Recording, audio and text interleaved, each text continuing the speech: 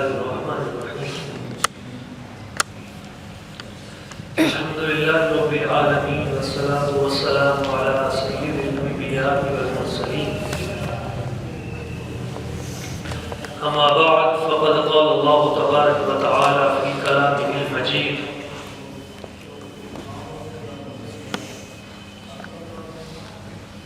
وما لأحد عنده من نعمة تجزى إلا ابتغاء وجه ربه الأعلى ولسوف يرضى. سبحان الله.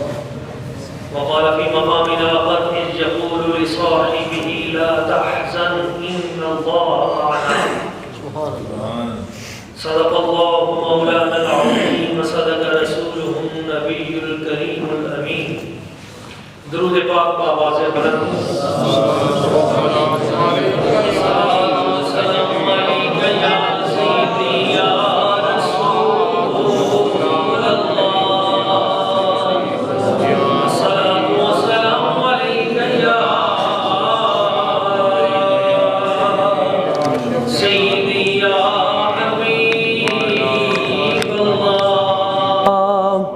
الصلاة والسلام عليك يا رحمة للعالمين وعلى آلك وأصحابك يا محبوب رب العالمين. سبحان اللہ. نہایت مکرم و محترم، قابل تکریم، عزت مآب، عظیم علماء کرام، عظیم عاشقان رسول، محبین مصطفیٰ کریم، محبین اولیاء کرام، اللہ کریم کی بارگاہ قدس میں دعا ہے وہ ذات لم یزل ہم سب کو دین متین سمجھنے کی، اس پہ عمل کرنے کی اور آگے پہنچانے کی توفیق اور سعادت عطا فرمائے. ماشاءاللہ قبلہ شاہ جی حضور بھی تشریف لے آئے ہیں. یہ کرسی یہاں آگے رکھ دیتے. نہیں جی نہیں، یہ ضروری ہے، یہ کرسی منگوا لیں.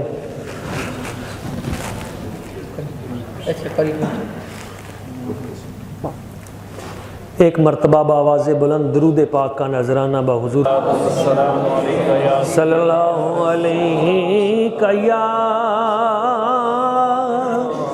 رسول اللہ وسلم علیک یا حبیب اللہ.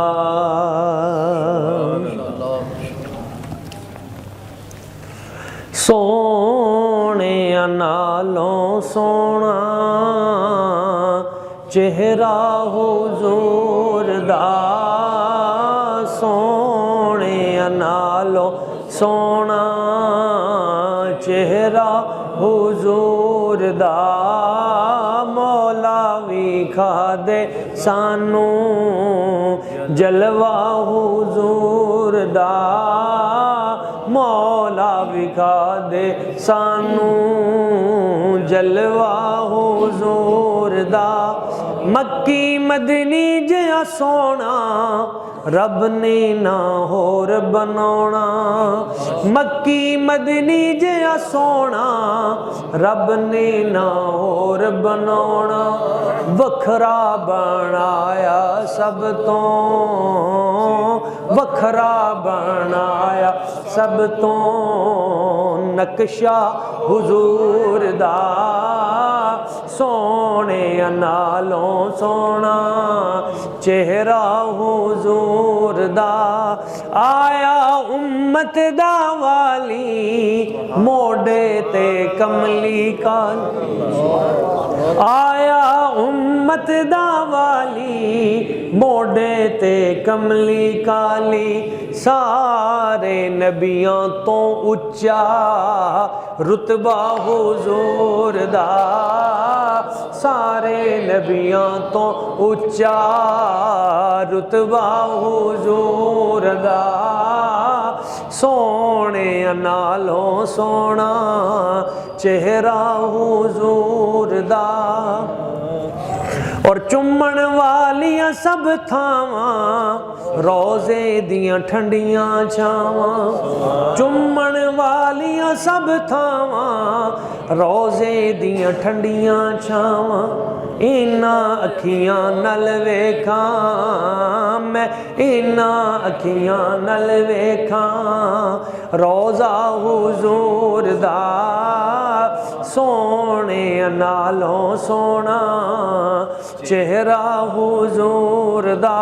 اور آخری شعر زہرا تے حیدر صفدے نالے شبیر تے شبر بھئی زہرا تے حیدر صفدے نالے شبیر تے شبر بھئی بڑیاں شانہ والا بڑیاں شانہ والا کنبا حضور دا بڑیاں شانہ والا کنبا حضور دا سونے نالوں سونا چہرہ حضور دا۔ معزز و محترم عاشقان رسول، محبین اہل بیت اطہار، محبین اصحاب کبار، اللہ کریم کی بارگاہ قدس میں دعا ہے اللہ تعالی ہمیں دین متین پہ چلنے کی توفیق عطا فرمائے۔ معزز دوستو، فتنوں کا دورہ ہے۔ اس دور میں صحیح رستے پہ چلنا بہت مشکل ہو گیا ہے۔ کہیں فحاشی عریانی کا بازار گرم ہے، کہیں الہاد پرست نوجوانوں کو شکار کرنے کے لیے تمام ہتھ کنڈے میدان میں لا چکے ہیں، کہیں دین بیزار لوگ نوجوانوں کو دن رات گمراہ کرنے کے لیے نئے نئے خواب دکھا رہے ہیں، اور کہیں پہ ہمارے اپنے لوگ وہ بھی امت کو درست ٹریک سے دور رکھنے کے لیے مختلف بے فائدہ موضوعات میں الجھا رہے ہیں۔ ایسی نازک ترین گھڑی میں، ایسے نازک وقت میں ہمیں چاہیے کہ ہم اپنی نسلوں کو بیرونی فتنوں سے بھی بچائیں اور اندرونی فتنوں سے بھی بچائیں۔ بیرونی فتنے ہیں معاشرے کے اندر بڑھتی ہوئی فرسٹریشن، ذہنی تناؤ، نفسیاتی امراض، غصہ اور بری صحبت کے برے اثرات۔ بیرونی اثرات ہیں موبائل کے ذریعے، انٹرنیٹ کے ذریعے، اور کچھ اندرونی اثرات یعنی گھر کے اندر کی جو صحبت ہے، گھر کے اندر کا ماحول، مسجد کے اندر کا ماحول، مدرسے کے اندر کا ماحول، مسلک کے اندر کا ماحول۔ تو کچھ بیرونی خطرات لاحق ہیں، کچھ اندرونی۔ تو ہمیں چاہیے کہ ہم اندرونی بیرونی تمام خطرات سے اپنی نسلوں کو بچانے کے لیے صحیح دین متین کا جو طریقہ ہے اس کے ساتھ جڑ جائیں۔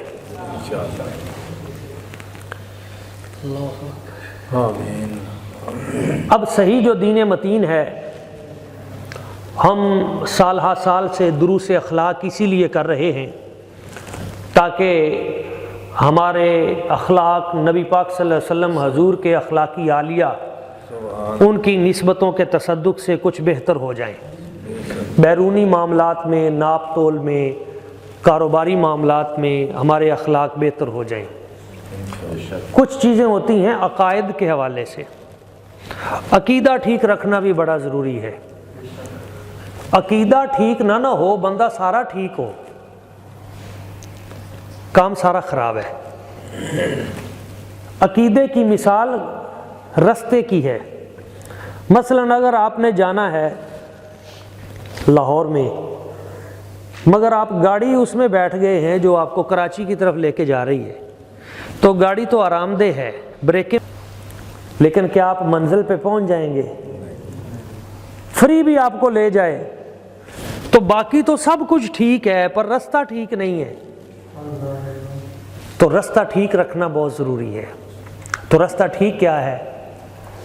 رستہ ٹھیک یہ ہے کہ ہم نے ہر نبی کا ادب کرنا ہے، ہر رسول کا ادب کرنا ہے، اور نبی پاک صلی اللہ علیہ وسلم حضور کی ہر نسبت کا ادب کرنا ہے، حضور کے تمام صحابہ کرام کا ادب کرنا ہے، تمام اہل بیت اطہار کا ادب کرنا ہے، تمام اولیاء کا ادب کرنا ہے اور علماء کا ادب کرنا ہے۔ قیامت کے دن تک ہم نے جو اہل حق ہیں، اولیاء، صوفیاء، اور پھر صحابہ، اہل بیت اطہار، انبیاء کرام، اور سب سے بڑھ کر نبی کریم صلی اللہ علیہ وسلم، اور پھر سب سے بڑھ کر خود اللہ کریم کی ذات و برکات، ہم نے ادب کا دامن نہیں چھوڑنا۔ اب نبی کریم صلی اللہ علیہ وسلم حضور کے بعد صحابہ کرام ہیں، اہل بیت اطہار ہیں۔ اب صحابہ کرام میں بہت سارے اصحاب ہیں، سب شان والے ہیں، لیکن ان میں بھی درجہ بندی ہے، ان میں بھی درجہ بندی ہے۔ مثلا اللہ تعالیٰ نے خود وہ درجہ بندی کی ہے، والسابقون الاولون من المہاجرین والانصار والذین اتبعوہم بإحسان رضی اللہ عنہم ورضوا عنہ وأعد لهم جنات تجری تحت الانہار خالدین فیہا ابدا والذین اتبعوہم بإحسان رضی اللہ عنہم ورضوا عنہ۔ وہ ہستیاں ہیں عظیم جن سے اللہ تبارک و تعالیٰ کی ذات ببرکات راضی ہے۔ ایک مقام پہ فرمایا لا یستوی منکم من انفق من قبل الفتح وقاتل اولئک اعظم درجۃ من الذین انفقوا من بعد وقاتلوا۔ تم میں سے کوئی ان کی مثل نہیں ہو سکتا۔ من انفق من قبل الفتح، جس نے فتح مکہ سے پہلے انفاق یعنی فی سبیل اللہ خرچ کیا، وقاتل اور جہاد کیا، تم میں سے کوئی اس کی مثل نہیں ہو سکتا۔ جو فتح مکہ سے پہلے حضور کے صحابہ ایمان لائے اور جو فتح مکہ کے بعد ایمان لائے، تو بعد والے پہلوں کی مثل نہیں ہو سکتے۔ لیکن آگے فرمایا وَكُلًّا وَعَدَ اللَّهُ الْحُسْنَى، لیکن حسنہ کا وعدہ سب کے لیے ہے۔ یعنی حضور دنیا سے جا رہے تھے، نبی پاک صلی اللہ علیہ وآلہ وسلم، اور آخری لمحے کسی نے ایک نظر بھر کر حضور کو دیکھا، کلمہ طیبہ پڑھا، ایک لمحے کی نگاہ اور کلمہ طیبہ پڑھا، صحابی رسول بنا۔ وَكُلًّا وَعَدَ اللَّهُ الْحُسْنَى، جنتی وہ بھی پکا ہے، حسنہ کا وعدہ اس کے لیے بھی ہے۔ حسنہ کیا ہے؟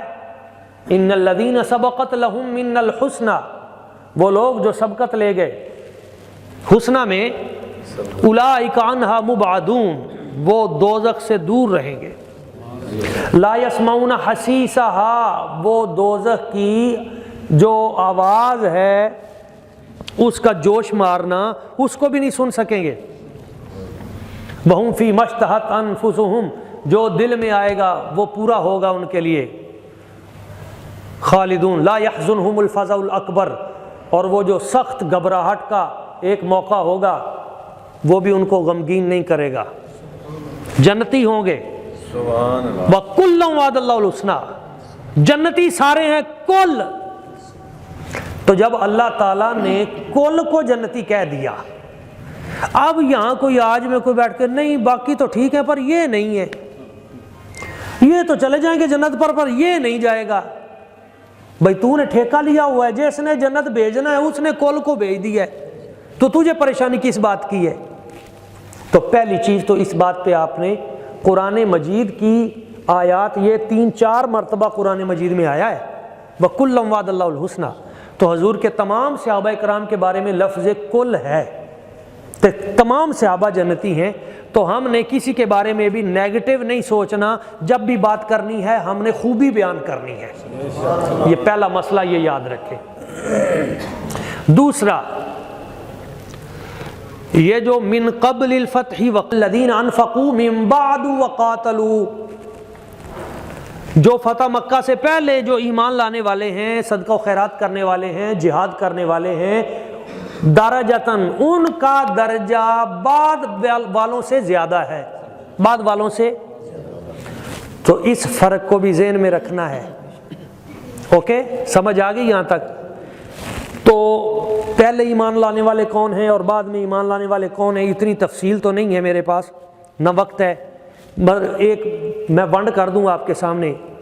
نبی کریم صلی اللہ علیہ وسلم حضور کی ذات برکات میں حضور کے تمام صحابہ کرام میں جو متفقن علیہ حضور کے صحابہ میں جس ہستی کا پہلا نمبر ہے افضل البشر بعد الانبیاء بالتحقیق ہوا ابو بکر صدیق۔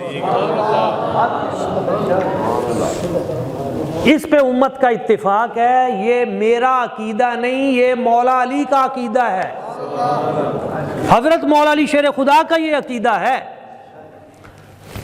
کوفہ کا بازار تھا، کوفہ کی جامع مسجد تھی، تو ایک شخص نے اٹھ کر حضرت مولا علی کرم اللہ وجہہ الکریم کے بارے میں کہہ دیا کہ آپ صدیق اکبر سے افضل ہیں۔ تو حضرت علی رضی اللہ تعالیٰ عنہ نے فرمایا اس کو ادھر بلاؤ۔ اس کو آپ نے 80 کوڑے مارے، 80 کوڑے مروائے، اس کو قانون بنا دیا کہ من فضلنی علی ابی بکر و عمر الا جلدتہ حد المفتری، جو بھی مجھے شیخین کریمین حضرت ابوبکر صدیق حضرت عمر فاروق رضی اللہ تعالیٰ عنہ ان پہ فضیلت دینے کی کوشش کرے گا اس کو 80 کوڑے ماروں گا۔ تو یہ مولا علی شیر خدا کا عقیدہ ہے عطا کردہ، اس لیے ہم مجبور ہیں، انہوں نے جو ٹریک دیا وہی صحیح ہے۔ اب اگلی بات دیکھیے، افضل البشر بعد الانبیاء ابو بکر صدیق، آپ کے بعد حضرت عمر فاروق، حضرت عثمان غنی، حضرت مولا علی رضوان اللہ تعالی اجمعین، ان کو کہتے ہیں چار یار۔ ان کو کیا کہتے ہیں؟ چار یار۔ یہ چار ہیں، یہ چاروں ان کا آپس میں پیار ہے، یہ محبت والے ہیں، ایک دوسرے کا خیال رکھتے ہیں، ان کے دلوں میں ایک دوسرے کے بارے میں ایک رتی برابر بھی ایسی بات نہیں جو آج پیدا کی جا رہی ہے۔ تو یہ چاروں حضور کے تمام صحابہ سے افضل ہیں، یہ بات یاد رکھیے گا۔ ان چاروں کے بعد پھر کس کا درجہ ہے؟ اب یہ درجہ بدرجہ ہے، یہ ہے دین کا جو صحیح ٹریک ہے۔ تو دوسرے درجے پہ پھر وہ جو ہستیاں ہیں ان کو کہتے ہیں عشرہ مبشرہ۔ کیا کہتے ہیں؟ ہاں، یہ وہ 10 صحابی رسول ہیں، عشرہ کا معنی 10، مبشرہ جن کو جنت کی بشارت دی گئی، یہ وہ 10 صحابہ کرام ہیں جن کو جنت کی حضور نے حیات طیبہ ظاہرہ میں بشارت دے دی، تو ان کا مقام و مرتبہ عرفہ ہے۔ ان 10 کے بعد اب اگلا تیسرا درجہ کن کا ہے؟ تیسرے درجے پہ آتے ہیں شہدائے بدر۔ کون ہیں وہ؟ کتنے ہیں؟ 313۔ پھر وہ افضل ہیں۔ پھر شہدائے بدر کے بعد انہوں نے فرشتوں کو اپنی آنکھوں سے اترتے دیکھا، اس لیے ان کو سنبھال کے رکھا جاتا تھا بطور برکت کہ تم نے عام جنگوں میں شرکت نہیں کرنی سوائے ختم نبوت کی جنگ کے۔ ان کو روک دیا گیا کہ تم نے صرف اس جنگ میں، اس سے پہلے نہیں، کیونکہ تم وہ برکتوں والی ہستیاں ہو جنہوں نے فرشتوں کو آنکھوں سے اترتے دیکھا ہے۔ پھر 313 کے بعد پھر وہ 700 صحابہ کرام ہیں جو غزوہ احد میں میرے آقا کریم صلی اللہ علیہ وسلم حضور کے ساتھ شریک سفر ہوئے، اور پھر وہ 1500 ہیں جو غزوہ خندق میں حضور کے ساتھ شریک سفر رہے، اور پھر ان 1500 کے ساتھ پھر وہ 1500 ہیں جنہوں نے بیعت رضوان کی۔ لقد رضی اللہ عن المؤمنین اذ یبایعونک تحت الشجرہ، وہ درخت کے نیچے جنہوں نے حضور کے دستے کرم پر دستے مبارک پہ بیعت کی، وہ 1500 ہیں بالترتیب۔ اور پھر ان کے بعد فتح مکہ سے پہلے اسلام قبول کرنے والے، اور پھر فتح مکہ کے بعد اسلام قبول کرنے والے۔ اب فتح مکہ کے قریب جو بھی ایمان لائے جنتی تو وہ ہیں، وَكُلًّا وَعَدَ اللَّهُ الْحُسْنَى، اس کے تحت جنتی تو وہ ہیں، صحابی بھی ہیں، برکت بھی ہے، مگر ان میں سے کسی صحابی رسول کو کوئی لے کر حضرت مولا علی کے برابر کھڑا کر دے، حضرت عثمان غنی کے برابر کھڑا کر دے، حضرت عمر فاروق کے برابر کھڑا کر دے، حضرت مولا علی، حضرت ابوبکر صدیق رضی اللہ تعالیٰ عنہ کے برابر کھڑا کر دے، نہیں، یہ صحیح رستہ نہیں ہے۔ حضرت امیر معاویہ رضی اللہ تعالیٰ عنہ وہ صحابی رسول ہیں، بحیثیت صحابی وَكُلًّا وَعَدَ اللَّهُ الْحُسْنَى کے اندر ہیں، اس کا انکار نہیں کرنا، ورنہ حضرت مجدد پاک مجدد الفسانی شیخ احمد سرہندی فاروقی، حضرت داتا گنج بخش علی حجویری، حضرت پیر میر علی شاہ صاحب، حضرت پیر سید جماعت علی شاہ صاحب، حضرت بابا جی کرما والے سرکار، یہ جتنے بڑے بڑے اکابرین اولیاء ہیں، ان سب نے ان کو صحابیت کے اندر شامل کیا ہے، اور درجہ صحابیت میں ان کا نام ہے۔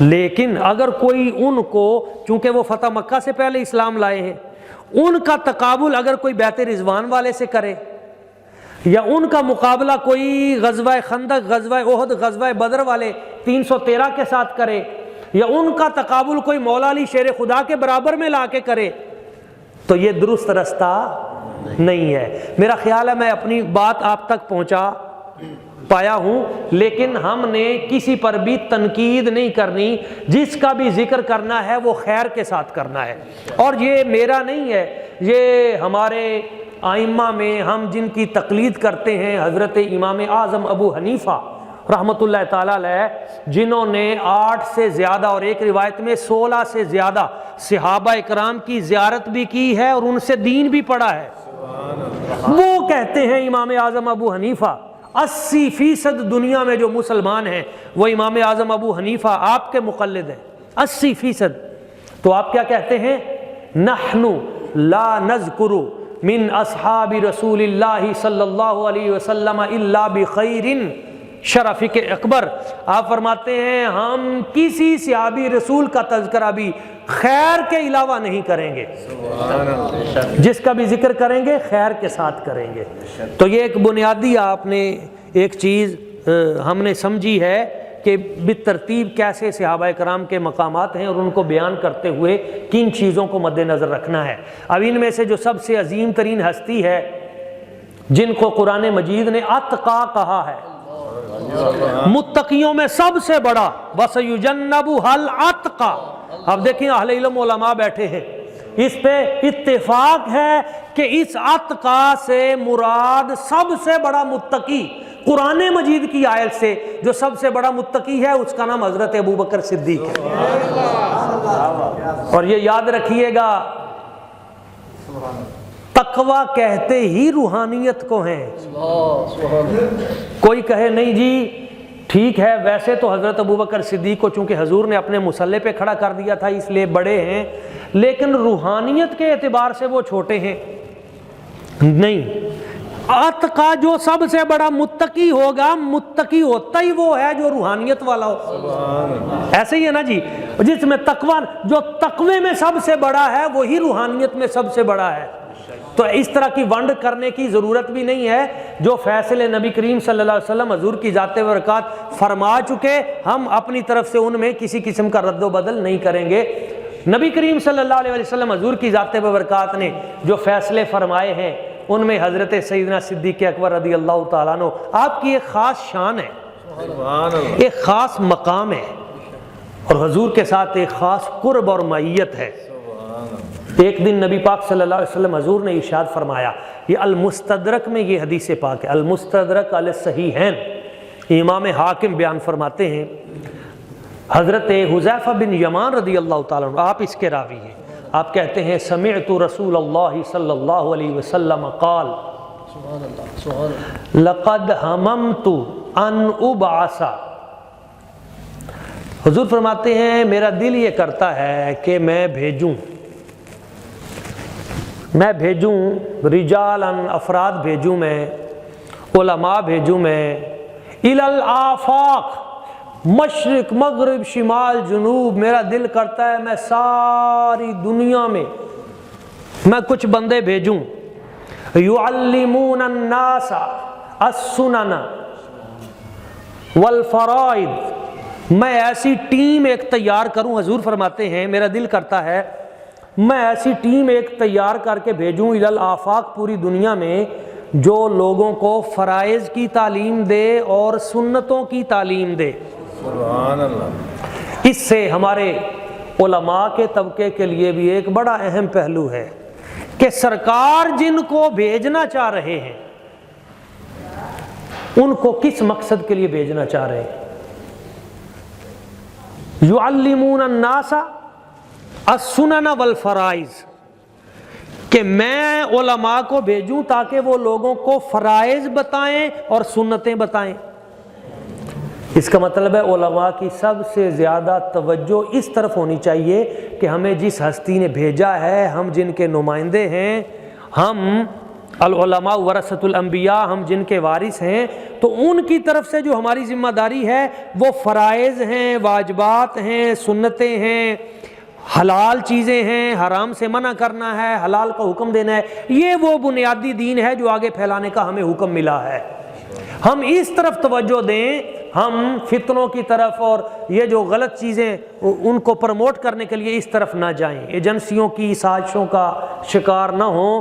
جو حضور ہم سے ڈیمانڈ چاہتے ہیں ہم وہ کام کریں، لوگوں کو سنتوں کی طرف لے کے آئیں، دین کی طرف لے کے آئیں، فرائض کی طرف لے کے آئیں، حرام سے بچائیں، حلال کی طرف لے کے آئیں۔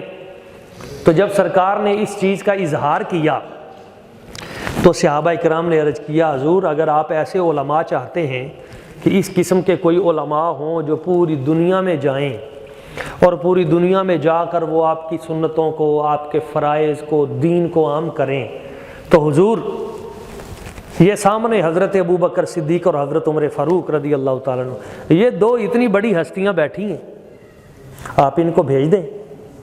سبحان اللہ۔ اس کا مطلب ہے صحابہ بھی جانتے تھے کہ عالم کون ہے۔ سبحان اللہ۔ حضور یہ دو اتنی بڑی ہستیاں ہیں، یہ تیار شدہ ہیں آپ کے، آپ ان کو بھیجیں، یہ دنیا میں جا کے کام کریں، تبلیغ کریں، فرائض و سنن آگے پھیلائیں۔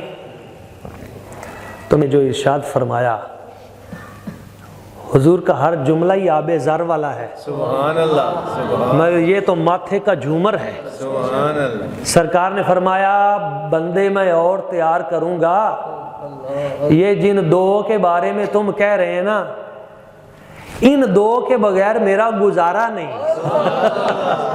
ہائے ہائے ہائے ہائے، یہ المستدرک کی حدیث ہے، المستدرک صحیحین میں امام حاکم نے حدیث ہے صحیح، آپ کہتے ہیں ان دو کے سوا میرا گزارا نہیں۔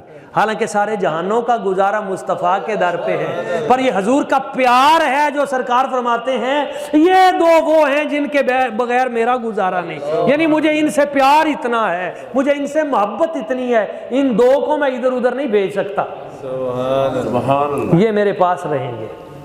ان دو سے یہ پیار ہے۔ اور پھر ان میں حضرت ابوبکر صدیق رضی اللہ تعالی عنہ، وہ تو وہ ہستی ہیں جن کے بارے میں میرے سرکار فرماتے ہیں، حضور نے فرمایا ذرغبن تزدد حبن، وقفہ ڈال کے ملا کرو، اس سے محبت بڑھتی ہے۔ تو فرمایا تو تھا حضرت ابو ہریرہ رضی اللہ تعالیٰ عنہ کے لیے جو ہر وقت ساتھ بیٹھتے تھے کہ تھوڑا سا وقفہ ڈال لیا کریں تاکہ محبت بڑھ جائے۔ اس لیے کبھی کبھی شاہ جی جو ہے وہ بھی درس میں وقفہ ڈال لیتے ہیں شاید، آپ لوگ بھی شاید اس لیے کبھی کبھی، یہ تو مہینے بعد ہوتا ہے، اللہ کے بندو اتنا وقفہ نہیں اچھا۔ تو یہ رشتہ داروں کے لیے ہے، آپس میں ایک دوسرے کے پاس بیٹھنے والوں کے لیے، کہ ہر وقت نہ کسی کے پاس آیا جایا کرو، اس سے بھی دوری پیدا ہوتی ہے۔ تو فرمایا کہ کچھ وقفہ ڈال کے ملا کرو، اس سے محبت بڑھتی ہے۔ تو حضرت صدیق اکبر رضی اللہ تعالیٰ عنہ سارا دن نہ آئے، نماز پڑھی چپ کر کے چلے گئے، نماز پڑھی چپ کر کے چلے گئے۔ اگلے دن آئے، جب شام کے وقت آئے تو میرے آقا کریم صلی اللہ علیہ وسلم حضور سے ملے، تو آپ علیہ الصلوۃ والسلام، آپ کا سر انور جھکا ہوا ہے۔ حضرت صدیق اکبر آئے، ملنے کی کوشش کی، دیکھا تو طبیعت پہ ملال ہے اور آنکھوں میں آنسو جاری ہیں، تو فوری قدموں کو پکڑ لیا، حضور خیریت ہے؟ آپ رو رہے ہیں میرے آقا کریم، کیا غم آپ کو لاحق ہوا ہے، کیا پریشانی آئی ہے؟ تو میرے سرکار نے فرمایا تم 2 دن سے مجھے ملے کیوں نہیں؟ ہائے ہائے، کدھر رہ گئے تھے تم؟ 2 دن ہو گئے تم مجھے ملے ہی نہیں۔ تو عرض کیا حضور آپ نے خود ہی تو فرمایا تھا تھوڑا سا وقفہ ڈال کے ملا کرو، اس سے محبت بڑھتی ہے۔ تو حضور نے فرمایا میں نے تمہیں تو نہیں کہا تھا، وہ تو میں نے کسی اور کو کہا تھا، انت منی بمکان السمع والبصر، تو میرے لیے میرے کان بھی ہے، تو میرے لیے میری آنکھ بھی ہے۔ ہائے ہائے ہائے، سبحان اللہ سبحان اللہ. تو اس طرح میرے مثل ہے جیسے تو میری آنکھ ہے میرا کان ہے. مطلب یہ ہے کہ میں تجھ سے دیکھتا ہوں، میں تجھ سے سنتا ہوں. جس کو تو کہہ دے یہ ٹھیک ہے وہ میرے نزدیک ٹھیک ہے، جس کو تو کہہ دے وہ برا ہے وہ میرے نزدیک بھی برا ہے. اللہ اللہ سبحان اللہ سبحان. یہ وہ ہستی ہے جن کے بارے میں میرے رب نے فرمایا تھا وَشَاوِرْهُمْ فِي الْأَمْرِ.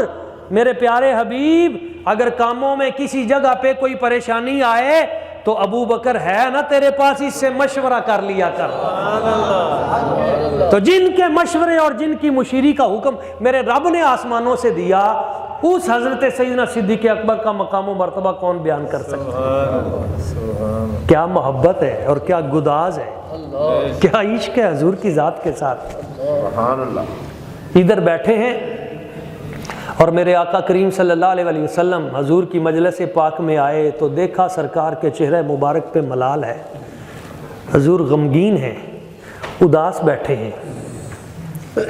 تو بیٹھے بیٹھے عرض کیا یا رسول اللہ یا حبیب اللہ آقا آج آپ کی طبیعت مبارکہ پہ کچھ ملال ہے. یہ بھی جو مزاج شناس ہو اسے ہی پتہ چلتا ہے، جس کا کسی سے تعلق ہو اسے پتہ چلتا ہے کہ آج یہ پریشان ہے. حضور آج آپ کی طبیعت کچھ اداس ہے، خیریت ہے؟ تو سرکار نے فرمایا ہاں، بلال کو غم میں دیکھ دیکھ کر بہت دکھی ہو گیا. اس کو روزانہ کوڑے پڑتے ہیں، گرم ریت پہ لٹایا جاتا ہے اور وہ پکارتا ہے، رب سے پیار کرتا ہے، مجھ سے پیار کرتا ہے. اس کے دکھ دیکھے نہیں جاتے. بس ادھر حضور کی زبان مبارک سے یہ نکلا، اسی لمحے الٹے قدموں پہ صدیق اکبر باہر چلے گئے. جو صحابہ کرام وہاں بیٹھے تھے آپس میں کہنے لگے اب لگتا ہے بلال آزاد ہو گیا. صدیق اکبر گئے اور جا کے امیہ سے بات کی، منہ مانگی رقم دے دی، ایک غلام بھی دے دیا، منہ مانگی رقم بھی دے دی، جو جو وہ مانگتا گیا آپ دیتے گئے. یہ ہے رضا. ادھر سے مصطفیٰ کی رضا، ایک نگاہ کرم ہو جائے. وہ کہنے لگا ابو بکر میں تو تمہیں بڑا قابل آدمی سمجھتا تھا، بھئی یہ کالے سے رنگ کا، اس کا حال اس طرح ہے، ہر وقت روتا رہتا ہے، کام اتنا کرتا نہیں ہے، کمزور اعصاب ہیں، اور تو نے اس کے لیے اپنا قیمتی ترین غلام وہ دے دیا، اور اتنا، میں تو تجھے بڑا کاروباری آدمی سمجھتا تھا، بہت بڑا مکہ کا تاجر عظیم. تو حضرت صدیق اکبر فرمانے لگے گھاٹے میں میں نہیں رہا، تو ہی رہا ہے. تجھے کیا پتا بلال کی قیمت کیا ہے. حضرت سیدنا بلال رضی اللہ تعالیٰ عنہ، ان کے دل کی قیمت کیا ہے، ان کے ایمان کی قیمت کیا ہے. تو جو کچھ مانگتا جاتا میں تجھے سب کچھ عطا کر دیتا. لے کے جب حضور کی بارگاہ اقدس میں آئے، حضور بلال آ گیا ہے، قبول کریں. سبحان اللہ. میرے آقا کریم صلی اللہ علیہ وسلم حضور نے اپنی جیب سے کچھ رقم نکالی، کچھ پیسے. حضور نے فرمایا ابو بکر یہ بلال کو تم نے جو خریدا ہے بڑا اچھا کام کیا ہے، یہ تھوڑے سے کچھ رقم، یہ پیسے میرے بھی شامل کر لو، یہ بھی بیچ میں شامل کر لو اس کو بھی. تو صدیق اکبر رونے لگے اور اس کی آقا یہ جو ابو بکر نے دیے ہیں یہ اس کے تھوڑے ہیں، میں بھی آپ کا ہوں، میرے پیسے بھی آپ کے ہیں، میرا سب کچھ آپ کا ہے. اس لیے صحابہ کرام بیان فرماتے ہیں کہ صرف واحد صدیق اکبر کی ذات ہے جن کے پیسوں کو حضور ہمیشہ اپنے پیسے سمجھ کے خرچ کیا کرتے تھے. دوئی سمجھی نہیں، دوئی فرق جو ہے وہ کیا ہی نہیں ہے، اپنا سمجھ کے سب کچھ حضور عطا کرتے رہے اور برکتیں عطا کرتے رہے. وہ پہلی اونٹنی جو تھی وہ بھی حضرت ابو بکر صدیق رضی اللہ تعالیٰ عنہ، انہوں نے قصوہ جو ہے وہ 400 درہم میں وہ خرید کے حضور کی نظر کی تھی، حضور یہ قبول کریں، یہ حضور کی جو اونٹنی ہے قصوہ. آپ دیکھیں نبی اکرم صلی اللہ علیہ وسلم، آپ کا ایمان تازہ ہو جائے گا. عشق والوں کی اپنی بات ہے، عشق والوں کا اپنا رنگ ہے. وہ حالت نماز میں بھی کھڑے ہوں، منہ قبلہ کی طرف ہو، مصلی رسول پہ ہوں، حضرت ابو بکر صدیق، دیکھیں نا سارے صحابہ ہی موجود تھے، مگر سب کی موجودگی میں حضور نے فیصلہ کر دیا، فرمایا مروا ابا بکر فلیصلی بالناس، ابو بکر صدیق کو آگے کرو، وہ جماعت کروائیں۔ تو مشورہ دیا گیا، حضور اور بھی لوگ ہیں، وہ تو رقیق القلب ہیں، فرمایا تم باتیں چھوڑو، جو میں کہہ رہا ہوں وہ کرو۔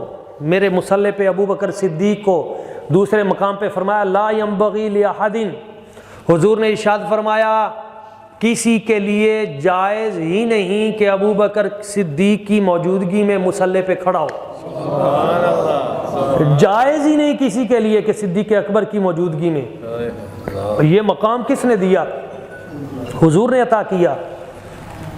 تو پھر حالت نماز میں صدیق اکبر کے پیچھے جا کے میرے مصطفیٰ کھڑے ہو گئے۔ صدیق وہ ہے جن کی امامت کے پیچھے مصطفیٰ کریم صلی اللہ علیہ وسلم حضور نے کھڑا ہونا پسند کر لیا، مگر ادب اور عشق کیا ہے کہ حضور کھڑے ہیں پیچھے آ کے، تو مصلی چھوڑ کے پیچھے ہو گئے، حضور پیچھے سے تھپکی دے کے کہتے ہیں آگے کھڑا ہو، جماعت کروا، وہ پھر پیچھے، حضور پیچھے سے آگے کرتے ہیں، وہ پھر پیچھے، اور پھر آخر کار پیچھے ہو گئے، اور پھر سرکار کو آگے کر دیا، اور پھر آپ حضور کو دیکھ رہے ہیں اور ساری جماعت جو ہے ابو بکر صدیق کو دیکھ رہی ہے، اور اسی طرح نماز ادا ہو رہی ہے، ادائے دید سراپا نیاز تھی تیری، کسی کو دیکھتے رہنا نماز تھی تیری۔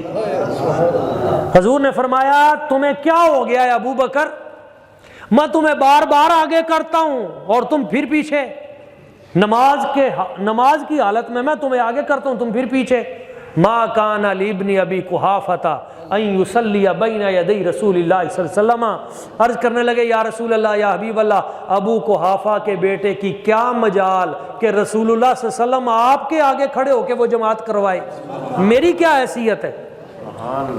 واہ واہ واہ، یہ عاجزی ہے، یہ ادب ہے، یہ حالت نماز کے اندر ادب ہے۔ آپ دیکھیں ایک بڑا لطف والا واقعہ مجھے یاد آیا اور دل کا زنگ اتر جاتا ہے۔ پہلے امیر حج جن کو حضور نے حاجیوں کا امیر بنا کر بھیجا، اس ہستی کا نام حضرت ابو بکر صدیق ہے۔ دیکھیں دین میں دو شعبے بہت بڑے ہیں، بہت بڑے شعبے، جن میں ساری جماعت اکٹھی ہوتی ہے، جن میں بھئی زکوٰۃ ہے تو خفیہ طور پہ دی جا سکتی ہے، کلمہ ہے تو خفیہ طور پہ پڑھا جا سکتا ہے، باقی چیزیں، لیکن دو عمل ایسے ہیں جو اکٹھے ہوتے ہیں برکت والے، ان میں سے ایک نماز ہے، دوسرا حج ہے۔ آپ کو سمجھ آ گئی؟ دین میں دو چیزیں ایسی ہیں جو اکٹھی ہوتی ہیں خاص طور پہ، پہلی ایک نماز ہے جس میں ساری جماعت اکٹھی ہوتی ہے اور ایک امام ہوتا ہے، دوسرا حج ہے جس میں ساری دنیا اکٹھی ہوتی ہے اور ایک امام ہوتا ہے، تیسرا جہاد ہے جس میں سارے اکٹھے ہوتے ہیں، ایک آگے سپہ سالار ہوتا ہے۔ لو جی، تینوں معاملات میں نبی پاک صلی اللہ علیہ وسلم نے اپنی آیات طیبہ میں جس کو سب کا لیڈر بنا دیا، اس ہستی کا نام حضرت ابو بکر صدیق ہے۔ یعنی دیکھیں 9 ہجری میں حج فرض ہوا، کب فرض ہوا؟ 9 ہجری، اور نبی کریم صلی اللہ علیہ وسلم نے ظاہری حج ایک ہی کیا، 10 ہجری والا، ایسے ہی ہے نا جی۔ حضرت قبلہ حضرت علامہ مولانا ظہور احمد صاحب اللہ ان کو سلامت رکھے، بڑی دور سے تشریف لاتے ہیں ہر درس اخلاق پہ، اور ایسے علماء کا ہونا یہ ہمارے لیے برکت کا باعث ہے۔ تو آپ بھی تصدیق فرما رہے ہیں کہ حضور نے ظاہری حج، ویسے باطنی حج تو کہتے ہیں صوفیاء کرام حج کرتے ہیں، اب بھی کرتے ہیں، پہلے بھی اب بھی کرتے ہیں، اور صرف حضور نہیں کرتے، پہلے دور کے انبیاء کرام بھی کرتے ہیں۔ اس پہ امام بخاری کی ایک حدیث بھی ہے، پھر کسی موقع پہ وہ عرض کروں گا کہ پہلے انبیاء بھی، اور حضور فرماتے ہیں گویا میں ابراہیم کو یہاں دیکھ رہا ہوں، ہاں وہ حدیث پاک بھی موجود ہے۔ تو جس کو حضور نے امیر حج بنا کے بھیجا اپنی حیات طیبہ ظاہرہ میں، 9 میں فرض ہوا، 9 میں جس کو سب کا امام بنا کے بھیجا، اس ہستی کا نام حضرت ابو بکر صدیق ہے۔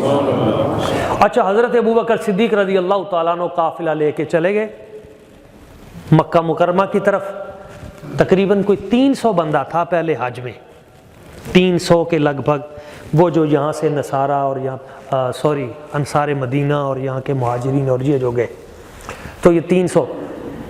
خیر جس وقت حضرت ابوبکر صدیق رضی اللہ تعالیٰ عنہ نے لے کر مکہ مکرمہ کے قریب پہنچے ایک مقام پر، تو قرآن مجید کی سورہ التوبہ اس کی کچھ آیتیں اتری۔ ان آیتوں میں یہ حکم نازل ہوا کہ مشرکین جو ہیں وہ اگلے سال سے حج نہیں کریں گے۔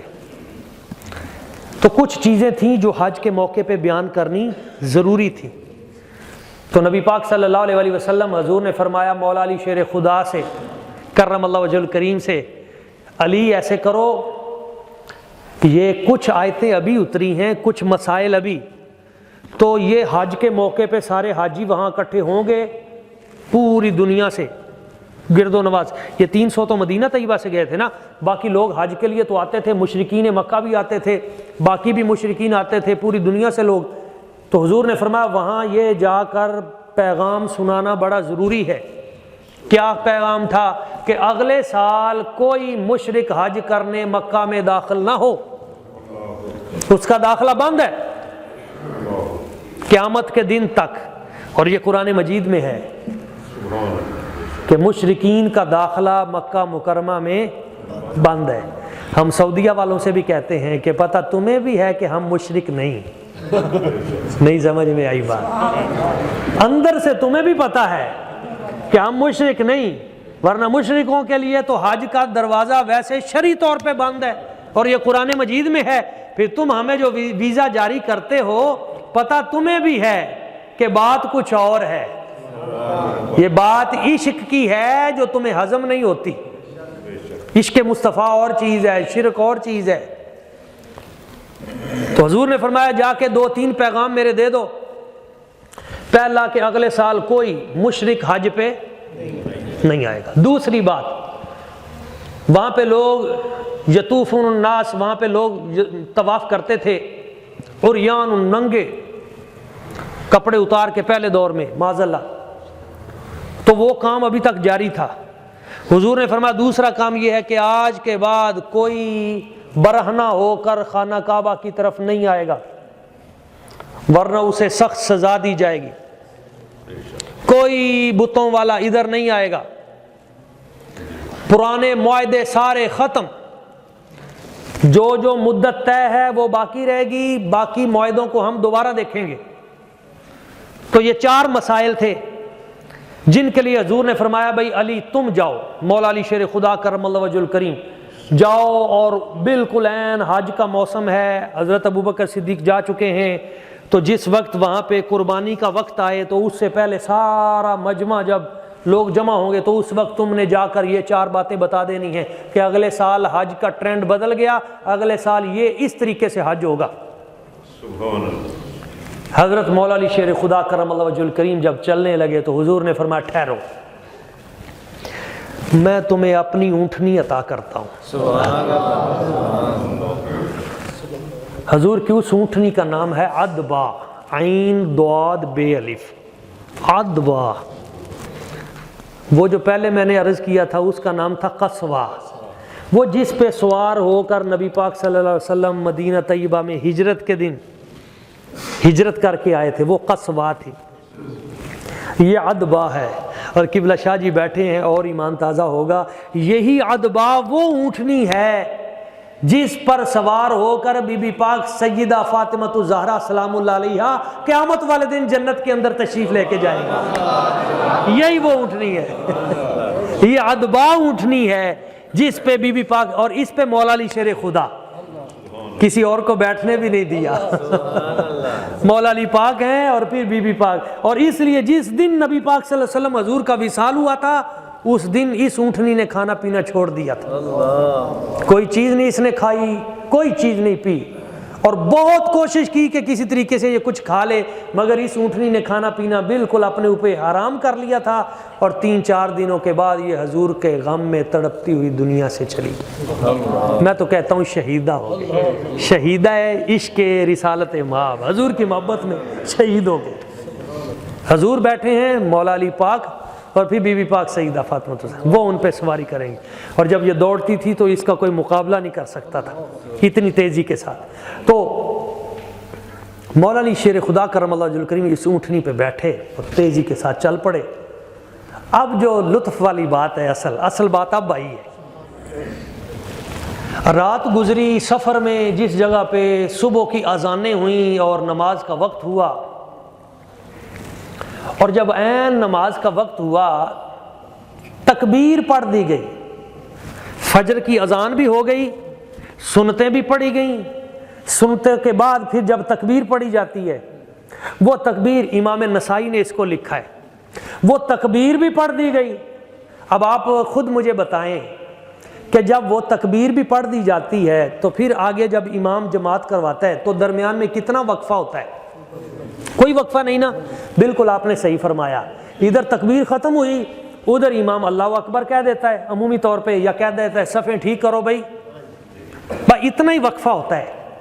حضرت صدیق اکبر رضی اللہ تعالیٰ عنہ، آپ نے فرمایا بھائی صفیں درست کرو، تکبیر ہوئی،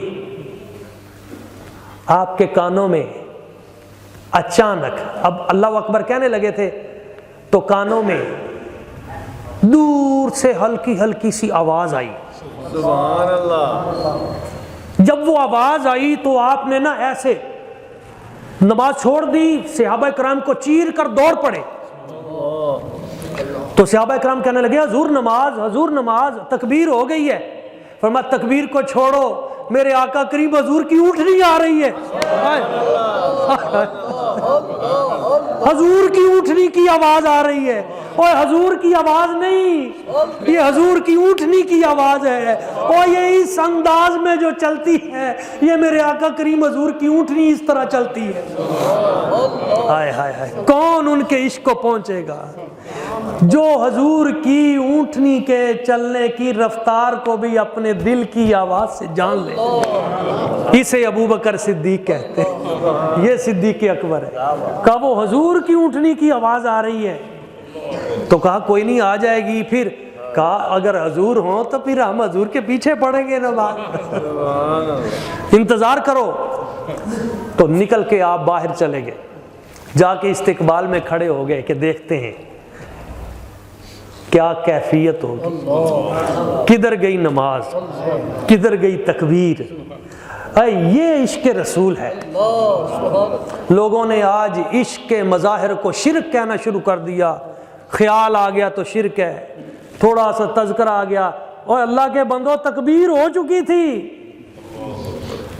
اور تکبیر چھوڑ کے وہ حضور کی اونٹنی کی آواز سنی تو عشق جو ہے وہ دل کو میں سمجھا بجھا کر سوئے کعبہ لے گیا، دل کو میں سمجھا بجھا کر سوئے کعبہ لے گیا، پر دل مجھے سمجھا بجھا کر سوئے جانا لے چلا۔ دیکھا تو آگے مولا علی شیر خدا ملے، بڑی محبت سے مولا علی شیر خدا کا استقبال کیا، اور ملتے ہی فرمایا کیا حکم ہے؟ انت امیر او مامور؟ پہلا سوال یہ پوچھا، انت امیر ام مامور؟ آپ امیر بن کے آئے ہیں، امیر حج، یا مامور بن کے آئے ہیں؟ یعنی امیر بن کے آئے ہیں تو پھر تکبیر ہو چکی ہے، جماعت آپ کروائیں، میں پیچھے کھڑا ہو جاؤں گا۔ آئے آئے آئے آئے، کوئی بات نہیں، دل کے اندر کوئی ایسی بات ہے ہی نہیں۔ یعنی صدیق اکبر بھی وہ ہیں کہ انہوں نے پہلے امیر کا کہا، آپ امیر بن کے آئے ہیں، امیر حج، مصلی آپ سنبھالے میں پیچھے، وہ مقتدی بننے پہ راضی ہیں۔ اور اگر آپ مقتدی بن کے آئے ہیں، مامور بن کے آئے ہیں، تو پھر نماز تکبیر ہو چکی ہے، پھر باقی باتیں بعد میں کرتے ہیں۔ تو حضرت مولا علی شیر خدا آپ فرمانے لگے انا مامور، میں مامور بن کے آیا ہوں۔ امیر حج آپ ہی ہیں، میں آپ کی اقتداء میں حج کروں گا، امام آپ ہی ہیں، آپ کی اقتداء میں نماز پڑھوں گا، آگے بڑھیے اور جماعت کروائیے۔ پھر حضرت سیدنا صدیق اکبر کی قیادت اور آپ کی سیادت میں حضرت مولا علی شیر خدا کرم اللہ وجہ الکریم آپ بھی اس حج میں شریک سفر ہوئے۔ لیکن اس ہلکی سی بات سے میں اصل جو بات آپ کو سنانا چاہتا تھا وہ عشق حضرت صدیق اکبر ہے۔ اس سے بڑھ کر عشق کیا ہوگا؟ صدیق بلکہ غار میں جان ان پہ دے چکے۔ جان تو بڑی قیمتی چیز ہے نا، پر ادھر غار میں تو جان بھی دے دی۔ سانپیڑی کھا جاتا ہے پر حضور کو اٹھانا برداشت نہیں کرتے، تکلیف میں دیکھنا برداشت نہیں کرتے۔ صدیق بلکہ غار میں جان ان پہ دے چکے، اور حفظ جان تو جان فروز غرر کی ہے۔ ثابت ہوا کہ جملہ فرائض فرو ہیں، اصل الاصول بندگی اس تاجور کی ہے۔ اور وہاں سے چلتے ہوئے جب آگے چلتے ہیں مدینہ طیبہ کی طرف، تو اہل مدینہ آگے بڑھ کر جب استقبال کرتے ہیں تو حضرت صدیق اکبر خادم بن کے آگے تھے، مگر اہل مدینہ یہ سمجھے وہ 3 دن رات جو تجلی تھی نا حضور کے چہرہ مبارک کی، انہوں نے حضرت صدیق اکبر کو وہ نور اور رنگ عطا کیا تھا کہ پتہ ہی نہیں چلتا تھا، اتنی برکتیں۔ من تو شدم تو من شدی، من تن شدم تو جان شدی، تاکس نہ گوید بعد عظیم، من دیگرم تو دیگری۔ یہ برکتیں اس طرح۔ تو حضرت سیدنا صدیق اکبر رضی اللہ تعالیٰ عنہ آپ جب سمجھے کہ یہ تو مجھے سلم کی ذات سمجھ رہے ہیں، تو دوڑ کے پیچھے آئے، اور پیچھے آ کے ایک کپڑا لے کر پنکھے سے حضور کو ہوا دینی شروع کر دی، تاکہ پتہ چلے آقا یہ ہے، میں تو غلام ہوں۔ میرے آقا کریم صلی اللہ علیہ وسلم آپ کے غلام، انہوں نے اس انداز میں، اس لیے ہم کہتے ہیں کہ صدیق جس نو کہندے او یار مصطفیٰ دا، بھئی صدیق جس نو کہندے او یار مصطفیٰ دا، جس کی سب تو پہلوں اقرار مصطفیٰ دا، اسلام نو ضرورت جس ویلے پیش آئی، ہر چیز لے کے آیا حبدار مصطفیٰ دا، ہر چیز لے کے آیا حبدار مصطفیٰ دا، جس غار وچ نبی نو صدیق لے گئے سن، بھئی جس غار وچ نبی نو صدیق لے گئے سن، اج بھی یہ رستہ ویندی او غار مصطفیٰ دا، اج بھی یہ رستہ ویندی او غار مصطفیٰ دا، بھئی صدیق دا بھی اوتھے تے فاروق دا بھی اوتھے، بھئی صدیق دا بھی اوتھے تے فاروق دا بھی اوتھے، طیبہ دی جس جگہ تے دربار مصطفیٰ دا، طیبہ دی جس جگہ تے دربار مصطفیٰ دا۔ معزز عاشقان رسول، میں اپنی گفتگو اسی پہ سمیٹتے ہوئے یہ گزارش کرنا چاہوں گا کہ حضرت ابوبکر صدیق رضی اللہ تعالیٰ عنہ یہ وہ عظیم ہستی ہیں جنہوں نے دین متین کے لیے اپنا سب کچھ قربان کر دیا، جو کچھ مال تھا سب حضور کی بارگاہ پہ نچھاور کر دیا۔ پروانے کو چراغ تو بلبل کو پھول بس، صدیق کے لیے ہے خدا کا رسول بس۔ آپ نے ہر طرح کے فتنوں کا مقابلہ کیا، اگر کوئی مانعین زکوٰۃ تھے آپ نے ان کا علاج کیا، اگر کچھ مرتدین تھے آپ نے ان کا علاج کیا، اگر کسی نے مدعی نبوت بنا کوئی جھوٹا آپ نے اپنی تلوار سے اس کا علاج کیا۔ بڑے بڑے ملک اور علاقے آپ نے فتح کر کے 2 سالوں کے اندر اندر اسلام کو دیے، اور سب سے بڑا کارنامہ آپ کا امت کو اکٹھا کر کے قرآن مجید تحریری صورت میں محفوظ کروا کے ہمیں دیا۔